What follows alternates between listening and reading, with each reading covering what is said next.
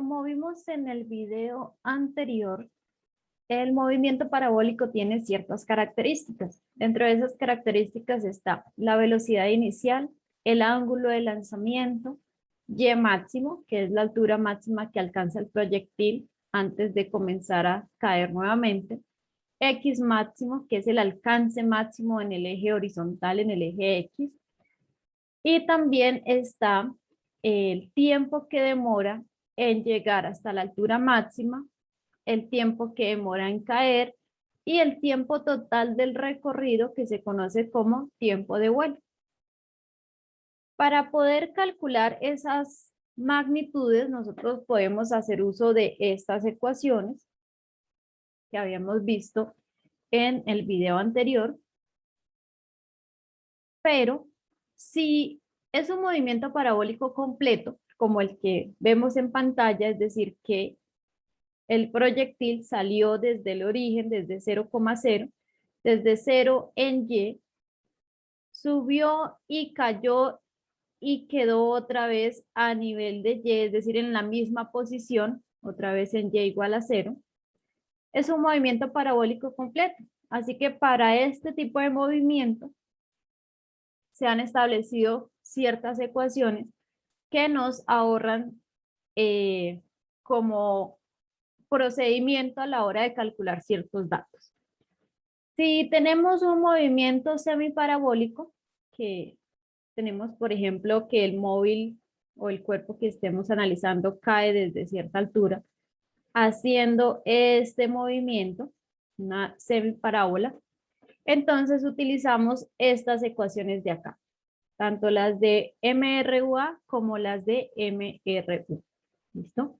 Pero si el movimiento parabólico es completo, repito, si Y inicial es igual a Y final, entonces podemos utilizar las siguientes ecuaciones para calcular diferentes cantidades. Por ejemplo, si nosotros queremos calcular el tiempo de subida, suponiendo que se lanza pues el proyectil con cierta velocidad, acá una velocidad inicial, tenemos una velocidad inicial en forma vectorial, acá tenemos el ángulo θ del lanzamiento, el proyectil sube, ¿sí? Comienza a subir, y cuando llega a la altura máxima, su velocidad en Y es 0, ¿sí? Recuerden que el proyectil comienza a subir, empieza a frenar hasta que se detiene y luego comienza a caer.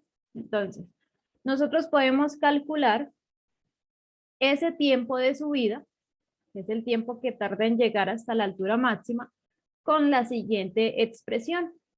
T sub S es igual a V sub 0, que será la velocidad inicial, suponiendo, por ejemplo, unos 20 metros por segundo.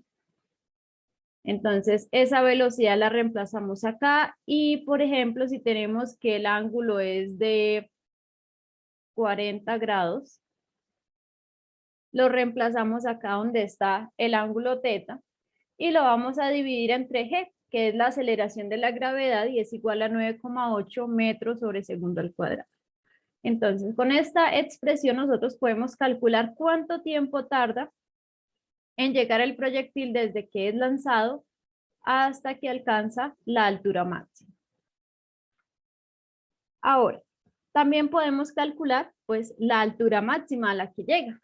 Entonces tenemos la misma situación, velocidad inicial, el ángulo θ, llega a su altura máxima en donde la velocidad final en Y es 0. Recuerden que empieza a subir, se detiene y luego comienza a caer. Entonces, si decimos se detiene es porque en un instante de tiempo para, así que la velocidad en ese momento es 0 y luego comienza a caer. Para calcular esa altura máxima o ese Y máximo, utilizamos la siguiente expresión. Necesitaríamos nuevamente la velocidad inicial, el ángulo y la aceleración de la gravedad para saber la altura máxima que alcanza el proyectil.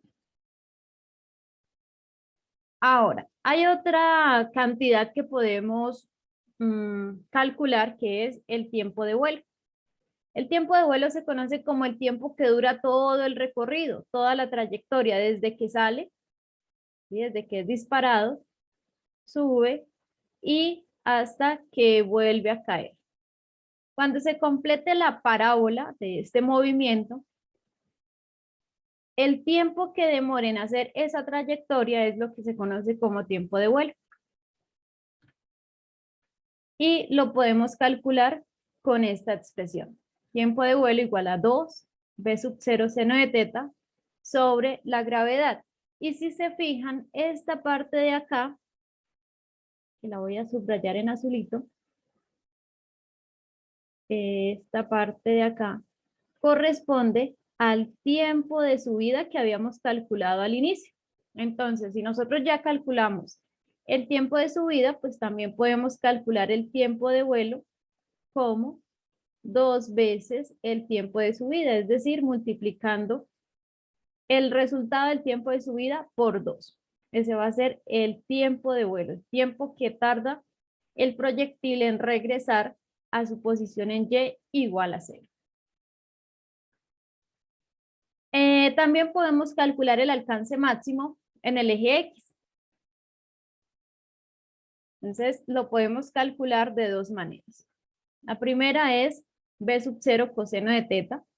Necesitaríamos la velocidad, el ángulo y el tiempo de vuelo, que se calcula con la expresión vista en la diapositiva anterior. Esta es una forma y esta es una segunda forma.